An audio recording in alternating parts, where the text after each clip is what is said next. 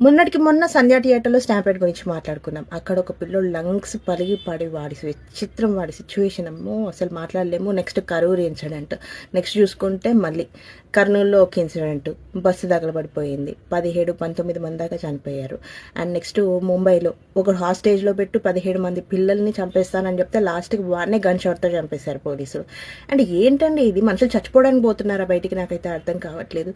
కొన్ని తెలియకుండా ఇన్సిడెంట్స్ జరుగుతాయి. కానీ నిన్న జరిగిన ఇన్సిడెంట్ మాత్రం కొంత తెలిసిన నాటిది. ఏంటి 'సంధ్య థియేటర్' అలాగే 'విజయ్ తలపతి' కరూర్ ఇన్సిడెంట్ అండ్ నిన్నటిది కూడా తెలిసినట్టే అనిపిస్తుంది. ఒకటేసారి జనం రప్మని వచ్చేసారంట.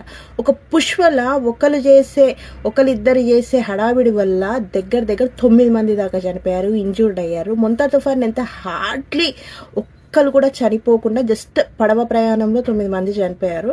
అది చిన్న ఇన్సిడెంట్, యాక్సిడెంట్ లాంటిది.